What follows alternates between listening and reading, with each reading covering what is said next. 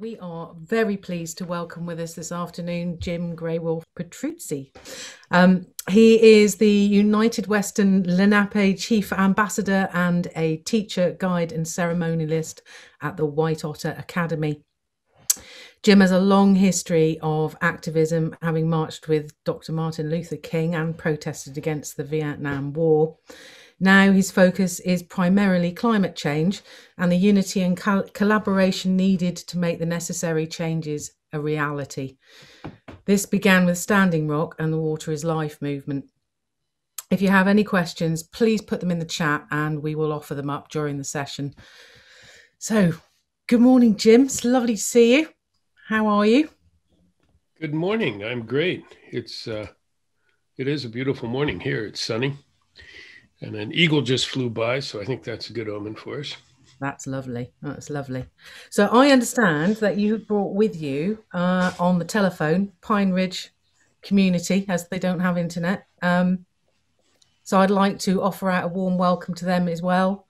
Let everybody know that they are with us today, and that if there's anything that they want to ask or add in, then obviously they'll be doing that through you, Jim.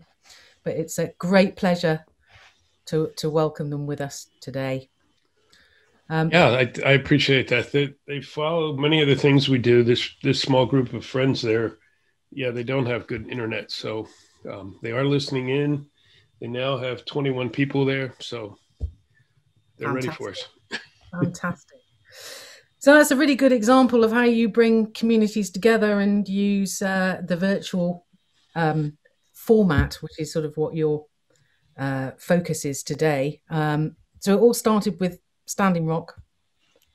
Can you sort of tell us why that came about, how that came about, what that was all about, really? Yeah, I can. To place me into the time there, I had traveled around for a lot of years, more than I like to remember, living with different cultures and learning their ways. I am Romani Gypsy by birth and Native American blood, as you mentioned. So yeah, I'm a mongrel. When Standing Rock started, nobody was hearing anything. It wasn't mentioned in the mainstream media, of course. If it was, the information was misleading or completely false. So I got a phone call from a few people in Pine Ridge, actually, not Standing Rock, that I knew. My adoptive father was from there. So I really didn't want to lead a virtual group. I had other virtual groups I was already doing. So at first I said no. And then I got a second call by other elders. And I said, okay, I'll do the best I can. I just, I don't know what's involved. Anyway, I put a group up and put Standing Rock Protectors, because we wanted to emphasize the point that they were protecting their land and their resources. And then also protesting the fact of the way this was being done. Not too long after that, I don't know, a couple months maybe, I was in touch with the people in Standing Rock, and I went up and met with LaDonna and her husband, Miles. And we sat there. She gave my wife and I passes to record people. So I have a lot of recordings of different folks who were there. And her big thing was, please just do anything you can to get the word out. Don't do anything false. Keep it calm, keep it peaceful.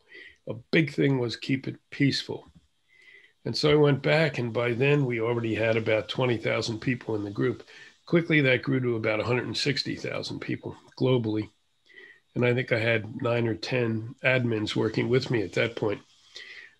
So we were on 24/7, literally adding people, commenting, getting things from Standing Rock, getting a ton of questions from people around the world who didn't even know anything, didn't even know about a reservation. So that's kind of how it started from my end. Yeah. Similar sort of stories that we were hearing Indra speaking earlier about, when you're there in the thick of it, the news doesn't get out, and what news does get out is not very balanced quite often.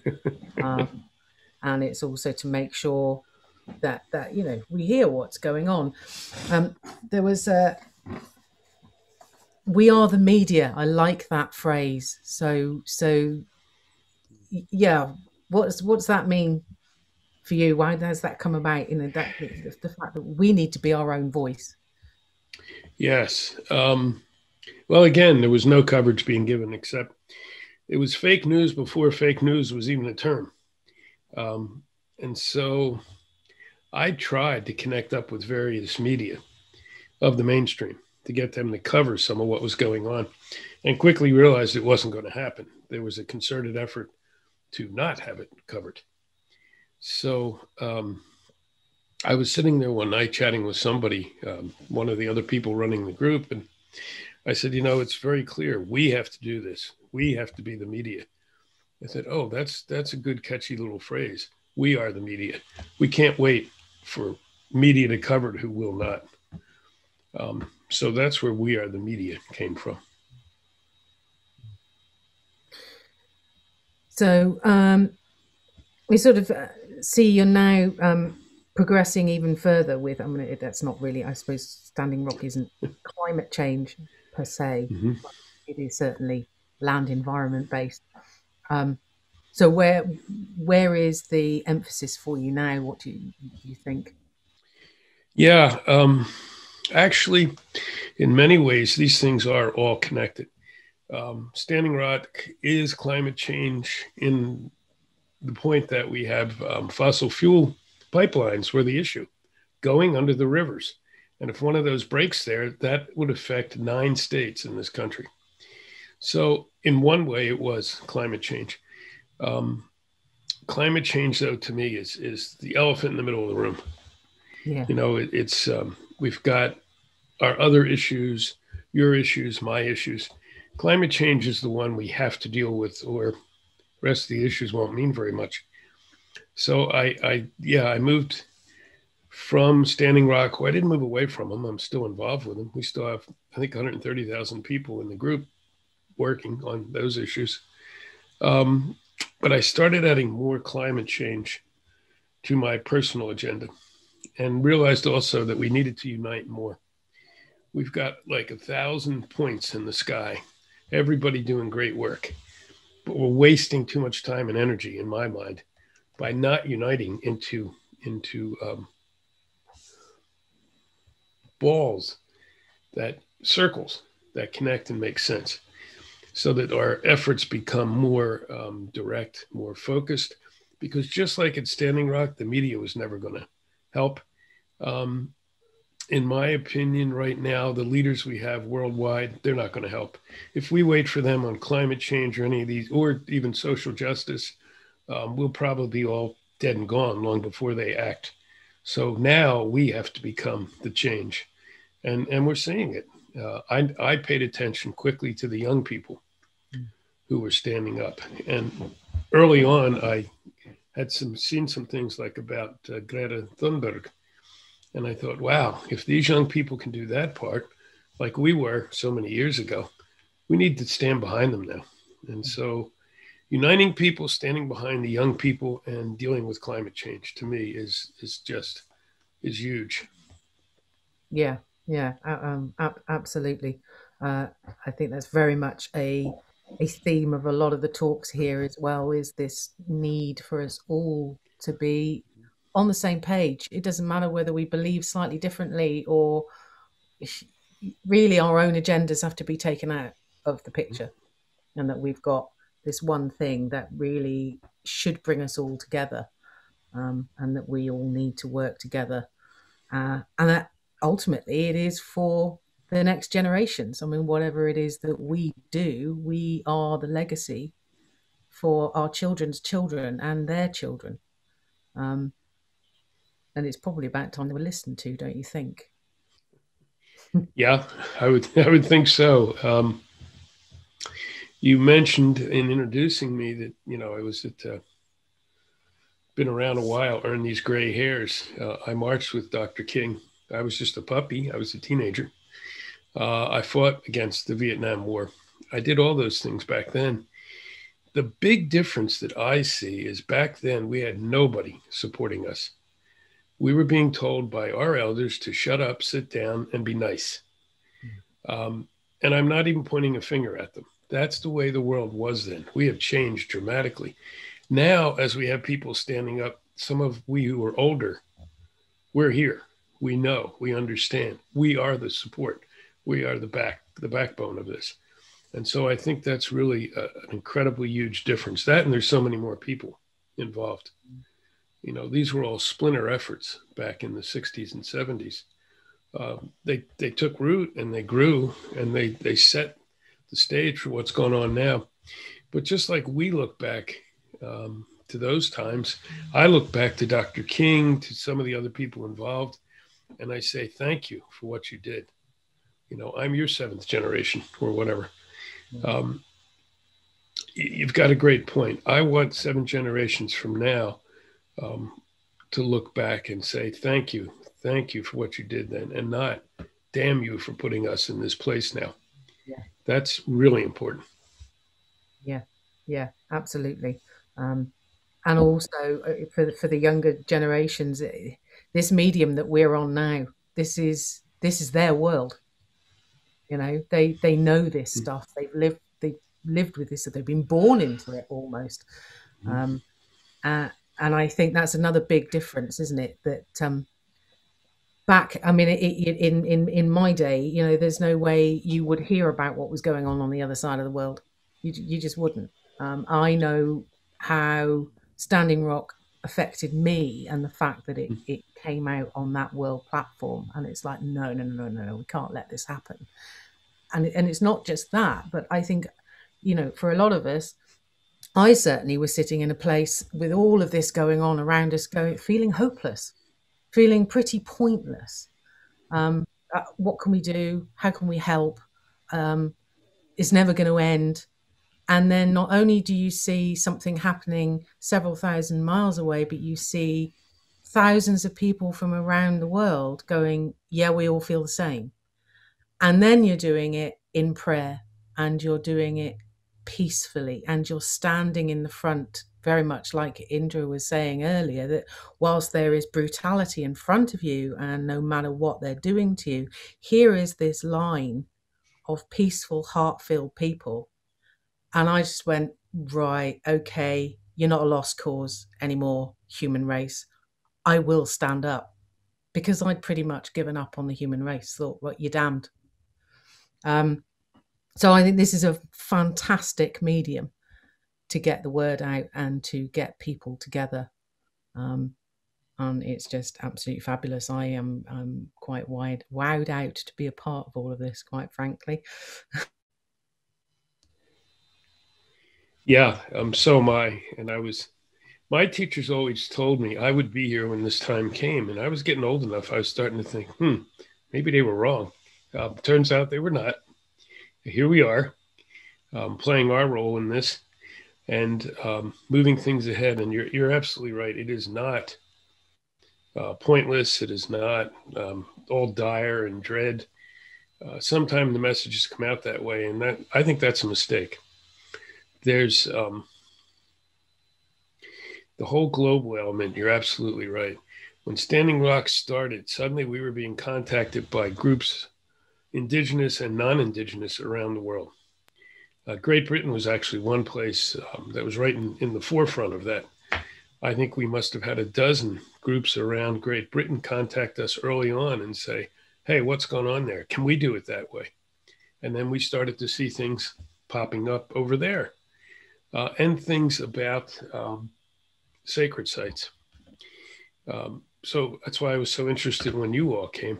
A few years before Standing Rock was I guess probably my last trip to Great Britain so far. And before I came over, I had asked permission to go into Stonehenge and do some ceremony. And I was absolutely amazed when they gave permission. And I was allowed to bring, I think, about 15 people in with me and our large drum, our ceremonial drum. And I was told I would be able to open my pipe and have a fire in there. So I was in there. We did these ceremonies. They're recorded. Actually, I think Danny and Antigua are probably listening right now. They were in there with us. And then there was another 30 or 40 people around it. The energy of that in person was absolutely incredible. And I'd been to Stonehenge many times, but never done anything like this, of course. It's equally important as we use the social media, which obviously I use a lot. I had to learn it because, like you, it wasn't here when I came up. Um, but it's equally important to be at these places and or to see these places. We have to be able to feel them, smell them, touch them. That's a whole different level of connection.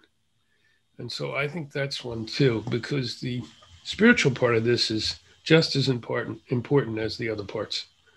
Um, I had a model that I've used before, if I can remember what I had. But anyway, it's action, prayer, education, and ceremony.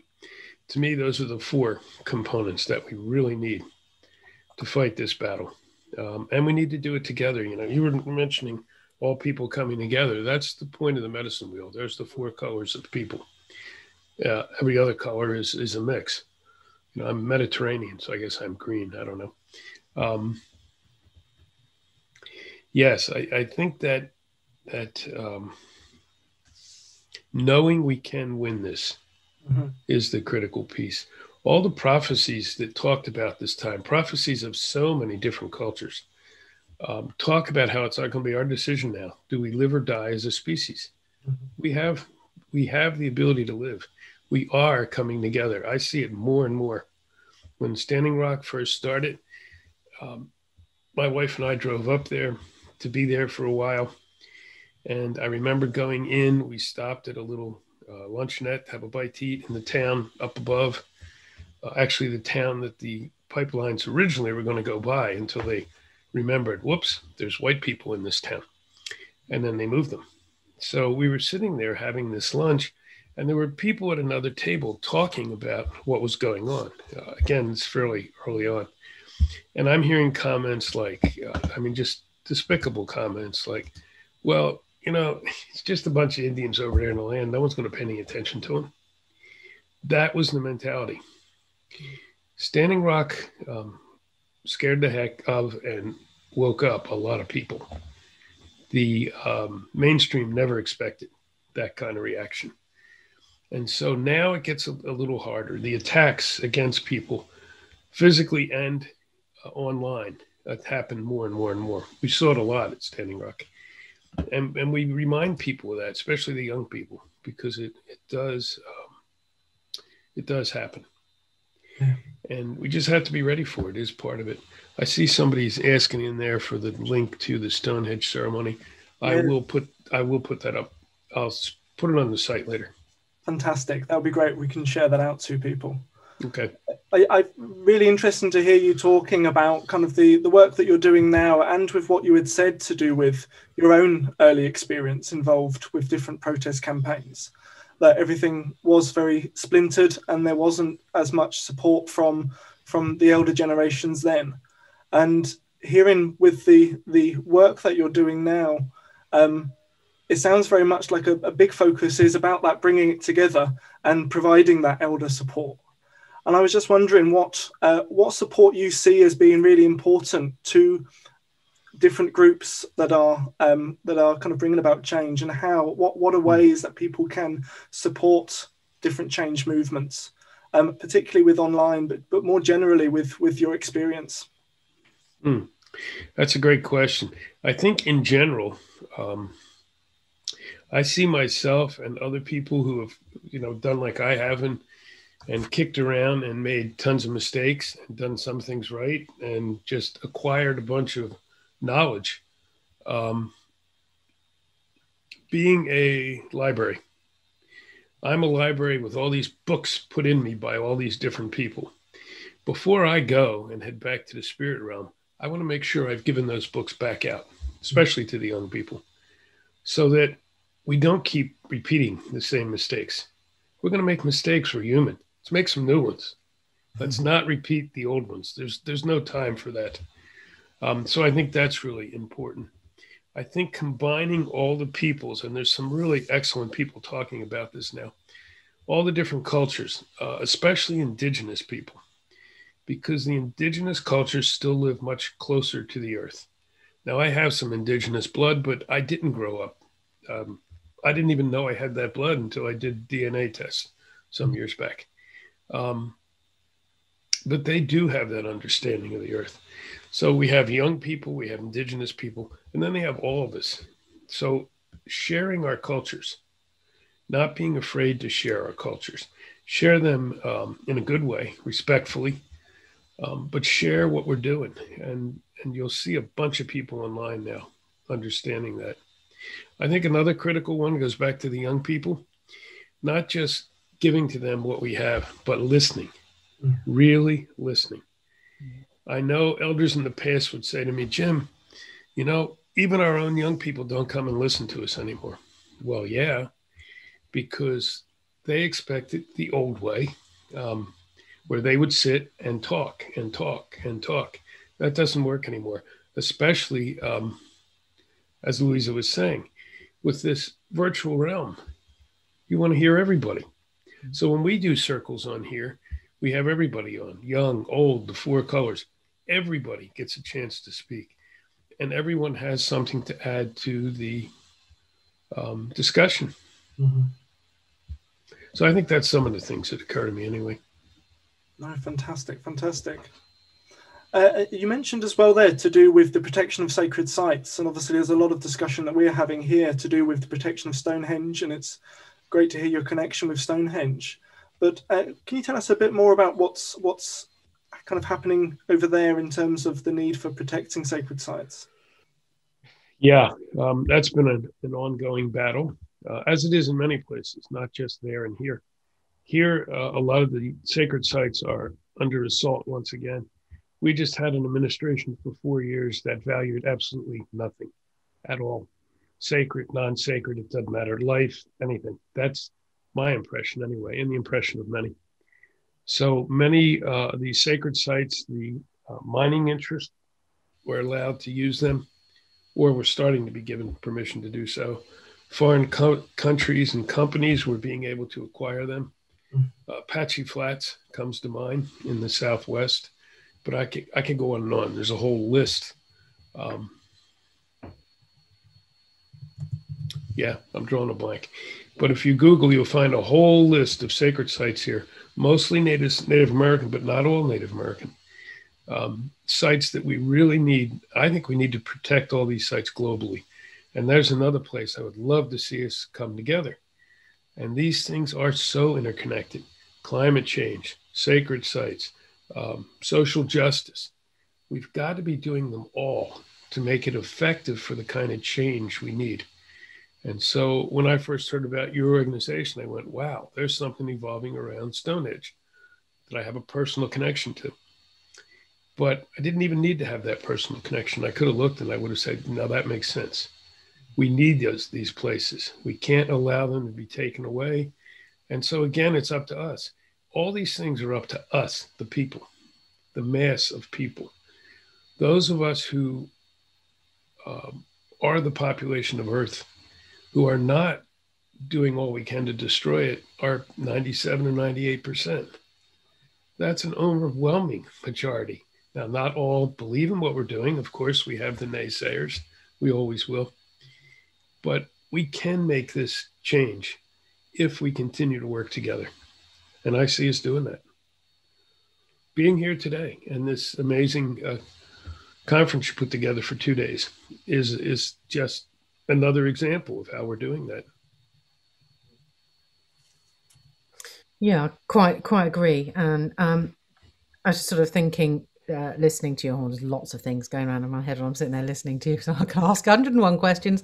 But one of them is, I mean, obviously, this is the work that we need to do. But I mean, I see a real relationship between our lack of the opportunity to have a connection with nature. I mean, as you've mentioned with the indigenous peoples, they've grown up actually living much more in tune with nature. But we have millions of people that are grown up in tarmac and concrete. They don't know. I mean, we've had in lockdown here so many people moaning about people who go out and leave their litter and behave in a disrespectful manner. And obviously they're going to because they don't have a relationship.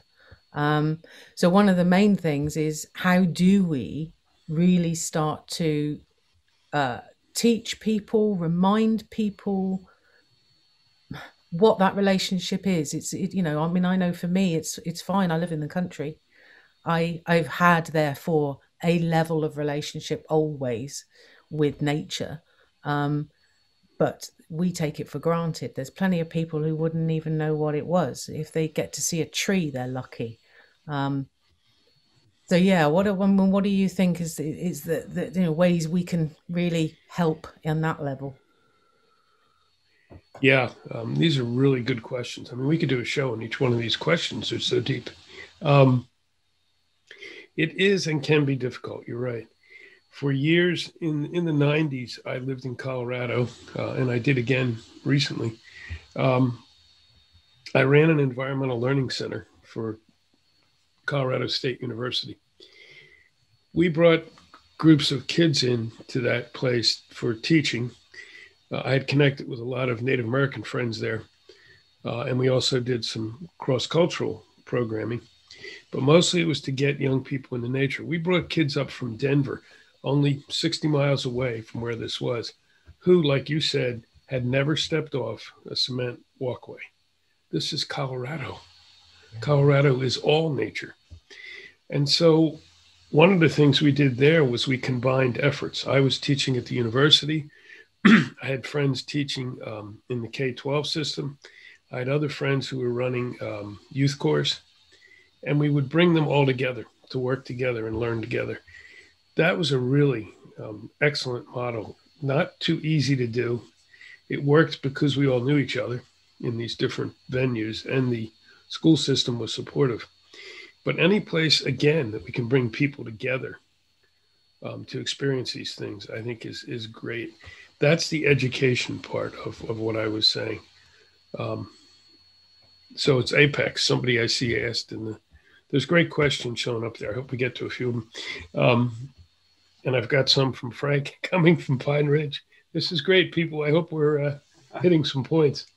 Well, there are some questions there. Yeah, there's just this one here from Carlotta. I guess you mentioned earlier to do with giving, recognizing kind of the indigenous peoples and what wisdom and knowledge they have in terms of holding the sacred and that connection with the land. And there's this question here from Carlotta of how do you think young people from the West and from European countries can best support the struggles and movements of indigenous peoples around the world?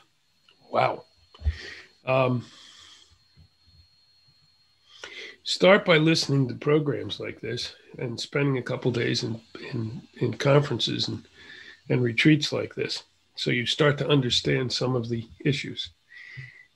It's not that hard with the virtual realm. It's really not.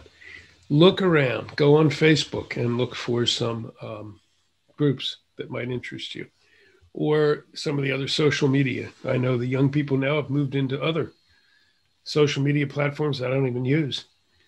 Find some of those groups and hook up, and then start doing your homework.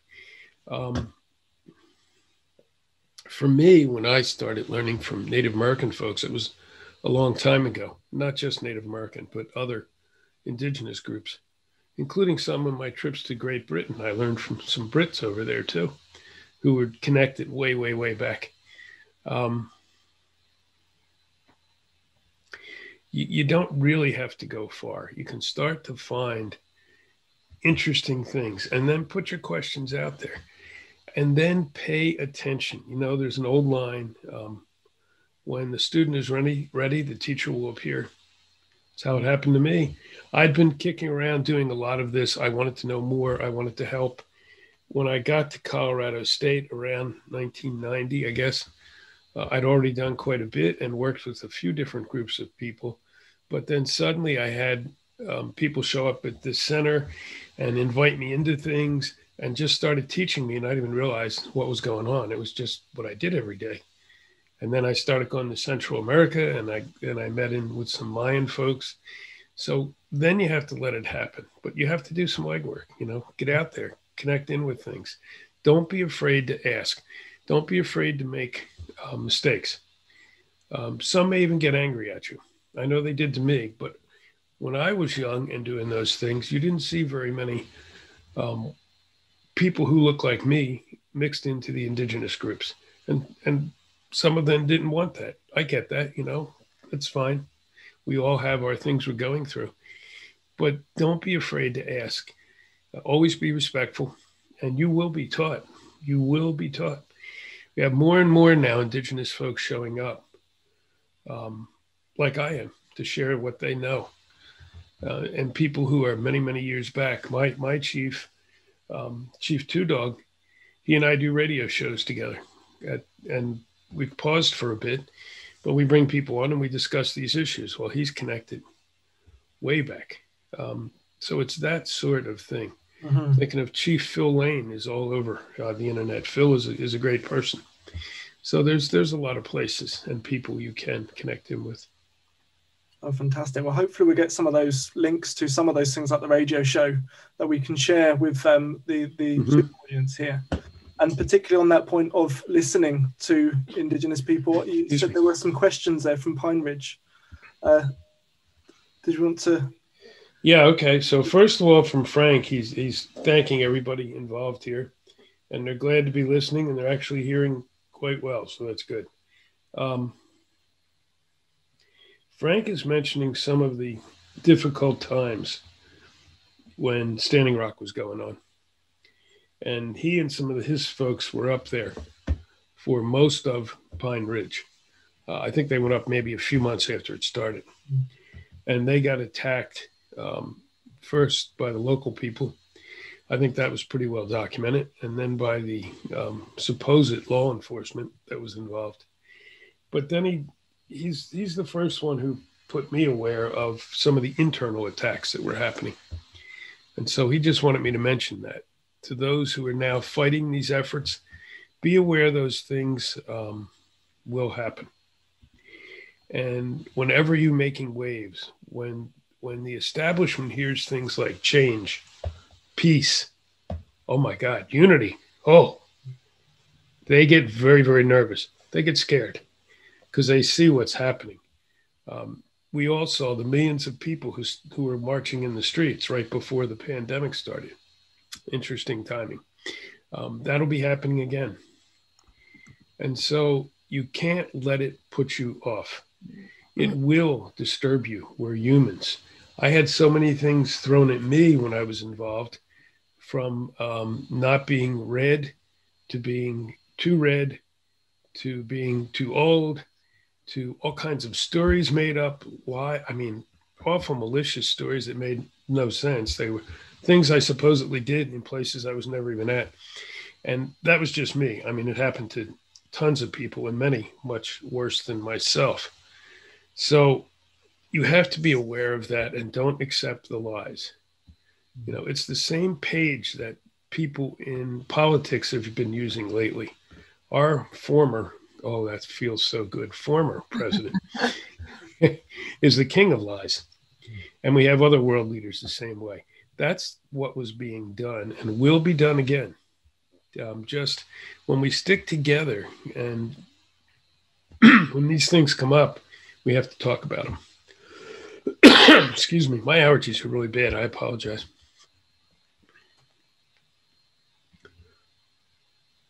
Oh, good. Okay. So I'm seeing lots of things here. And Carlotta, you're very welcome. I'm glad that answered your question. What else do you want to take off of there, Jonathan? You were talking then and actually thinking back to your 4 points of action, prayer, education, and ceremony.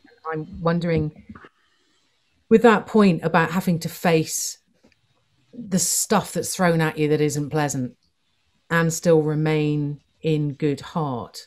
I mean, I certainly think that I find, but do you think that is really where the prayer and the ceremony comes into its own, in that it helps you to be able to maintain that heart and not I don't know, fall foul of your anger or lose that strength, if you like, if you're doing it from prayer and ceremony? Yes, I think that's a good part of it. when that starts to happen again, being human, of course, it hits us even when you know it's coming and you've lived through it before. And then the lies start. And then you see some people within what you're doing begin to believe the lies. Again, very much what was happening in the last 4 years over here. It's kind of hard to deal with. And then when they add in your family and friends and start making up stories about them too, because they will do or say anything to try to stop what's going on. The more visible you get, the bigger target on your back. That's a given. You guys have probably learned it all already, and if you haven't, I'm sure you will. That's just the nature of it, and it is the prayer and the ceremony that helps a lot. The education can help people understand that these lies are out there. Don't believe everything you hear. The big word we used to, those of us attack. There's some document was created with a whole bunch of us in it who were supposedly these evil beings. The education piece, yeah, we would laugh about, okay, how do we get the message through? How do we let people know this is happening? Because we can't afford to be sidetracked. Exactly what they want is people fighting with people. Yeah. And the biggest justification for some of this was these people would come on and say, well, I heard that. And then they would come up with some ridiculous claim. That was it. That was all they had for, I guess it's more than some of our politicians have, but that's what they base these things on. The big lie, unfortunately, works with some humans. So we have to avoid that. Keep going, do the ceremony, send the prayers up, teach every step of the way. We're teaching today. I mean, we're sharing thoughts and ideas, but we're also teaching. Absolutely. Totally agree. Are there any more questions there, Jonathan? There's a lot of gratitude in the chat for your answers and for the depth that you've given and sharing the experience in there from people. Is there any other questions coming in down the bottom here? Here's one more from Pine Ridge, if I may. Yeah, please. This is from the young people in the group. They have 22 people there now, and 12 of them at the moment are young people, which to them is teens on down to their youngest person there is 7. Okay. So they're saying they want to continue to connect with all young people. And they've done a good job of that.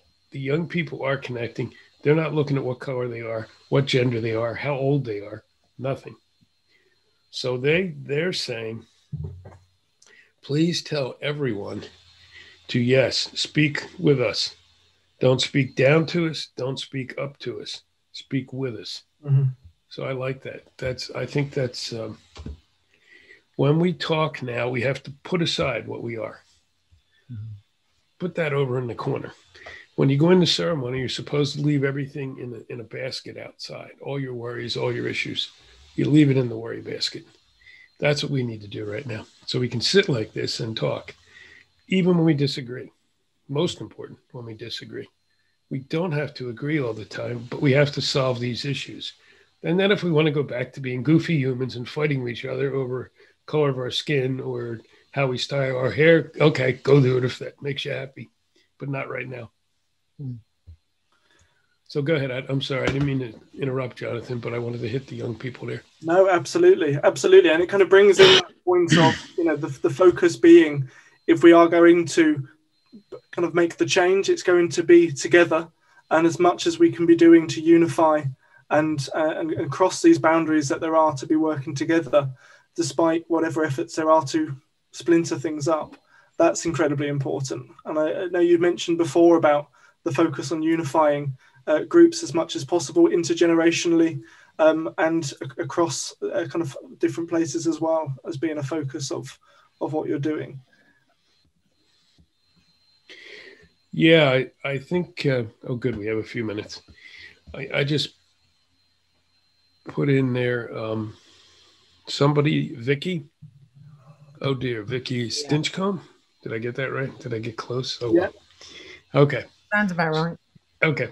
She has a question about pace. I think that's a really good question. And it's coming up a lot. She says, we're in an emergency, but it feels wrong to rush and put pressure on. I advocate slow, but in the unknown, I understand hurry. That is a dilemma for many people. Many of the young people now want to function in just the action part of that 4-stage model that I thought up a while back. And I understand that. I truly understand that. That's how we were in the 60s as well. But we can't just function in the action part. So luckily we have some who function in the other parts more. Between them all, we can get balance. But I think everybody should be using part of action, part of education, part of prayer and ceremony, whatever that means to you. You know, again, they don't have to be. But we do need to not waste time. Time is short. Finally, we've at least accepted that climate change not only is here, but it's advancing so much faster than we ever could have imagined. We don't have a lot of time. You know, I listen to some of the politicians, our own current president, who I think is making some real genuine efforts, but he's talking about 2050. That's way too late. We don't have that luxury anymore. Sacred sites, we don't have the luxury to take our time. They'll be gone. They're going to bulldoze them over or turn them into tourist traps or whatever else they're going to do with them.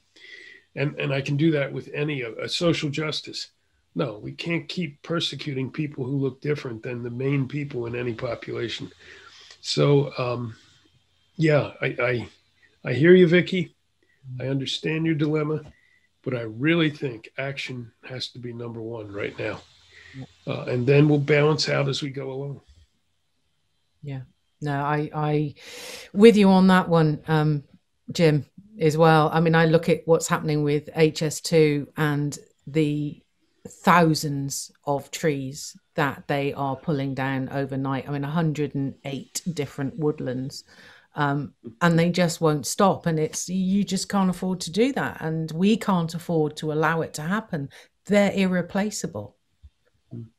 You know, they're just it's yeah. So there is no time. There's no time for that sort of thing. You can't wait till tomorrow because the trees are down tomorrow. They're going to take another 100, 200, 300 years to grow back the way they were. And in the meantime, you've lost an irreplaceable colony of bats. So, yes, it is slowly, but it is also at the same time, act now. There's no more. My term, I think I keep saying, is there's you've just got to get over yourself because there's no more time for me. It's got to be us, really. And that comes to leaving your burdens in the burden basket at the door, isn't it? And as Indra was saying earlier, you know, the camps can be difficult because you bring your own issues, but actually our job of work individually is to deal with our issues. Our job of work together is to be together and to move forward in a positive way. And it's our job to make that happen. It's not going to happen by itself. Yeah, I think that's a key point. And at Standing Rock, it was fascinating because where we were camped, next to us were some local people from the reservation. There was some French people on the other side. There were some people from, I think it was Nepal. Yeah, next to them. Anyway, we had a little UN right around us. Now, we couldn't even understand each other's languages, but we totally understand what we were there for. And yep, we just put aside all that other rubbish. And we were there as human beings to deal with this issue. Yeah, no, fantastic. That kind of balance as well that you talk about of there will be those who are more involved on the action side of things, and there will be those who are more involved in holding a sacred space. And I kind of also wonder there's kind of that within all of us, you know, sometimes we may be more getting involved in the action. Yes. And like you talk about the importance of that reconnecting, recentering around ceremony and prayer, all for ourselves, so we can stay a bit more centered and balanced through the challenges that there are in being involved in these movements. Yeah, no, absolutely right. For me personally, I mean, I shifted into action mode when Standing Rock began, and most of my work was in that. Now I'm shifting back into prayer and ceremony more, but I'm also balancing with my action and I'm teaching. So it's, yeah, you're right. We have to change our own balance based on the moment too. Hey, fantastic.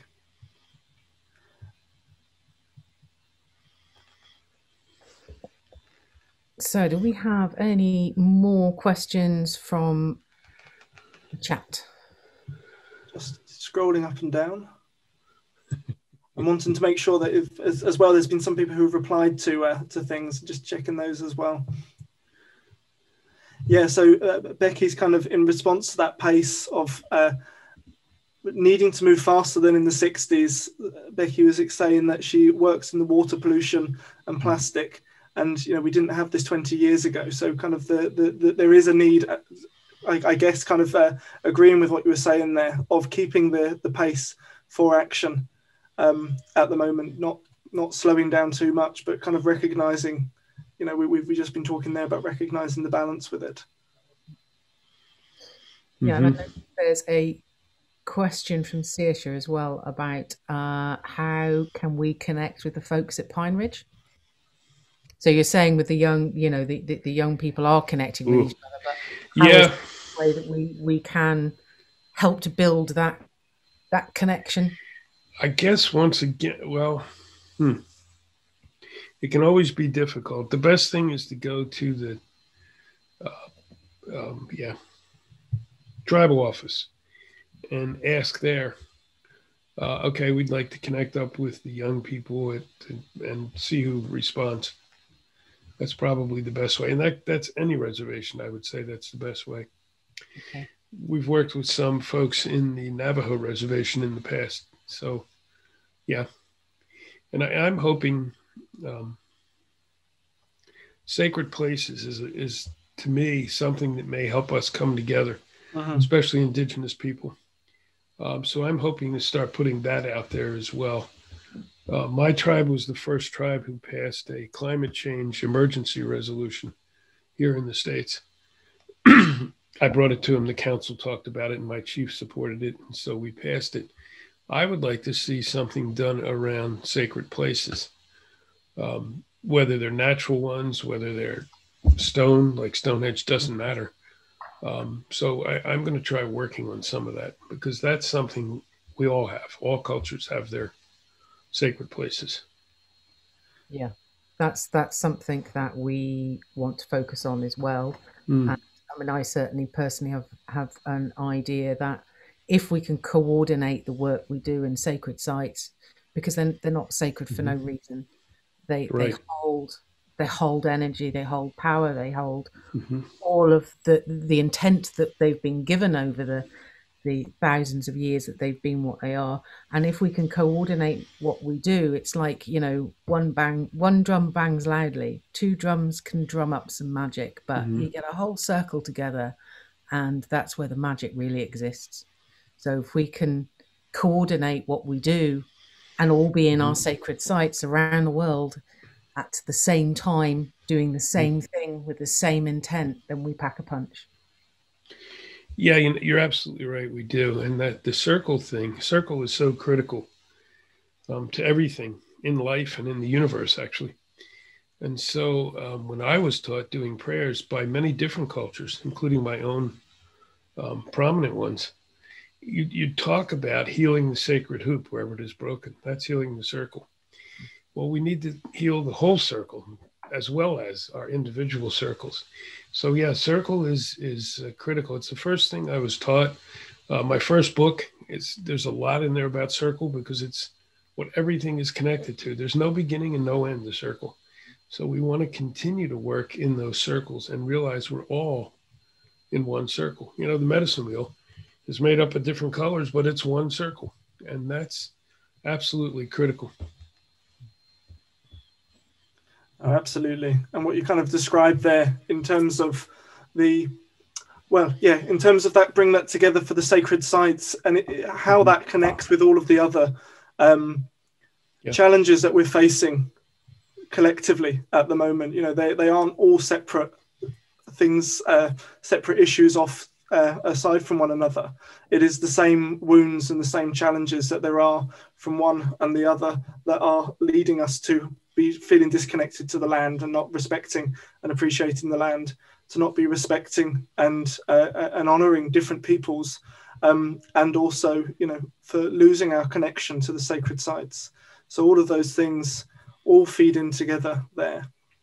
So yeah, it'd be kind of fantastic to continue all of these discussions kind of more in the future, and in terms of how we can build and continue your, you know, we've invited you here today to speak to us about the kind of the supporting the online campaigns and supporting movements online, and you know, the work that you've been doing there for Standing Rock and all of the other campaigns there. It's been absolutely fantastic to hear about how that's all come about. And, you know, this is where we say as well, you know, Jim, you've been a great support for us over the last year in our group building up. So, you know, we're really grateful for all of the support that you've given us. But big thank you for joining us on here today. And thank you so much for all of the wisdom and experience that you've shared here with us and everybody. You're very, very welcome. Thank you guys. And I especially thank all my teachers, because we keep passing it down. So let's keep passing it down and try to add a little to it each time. Beautiful. Thank you. Thank you so much, Jim. I'm looking forward to the rest of the 2 days.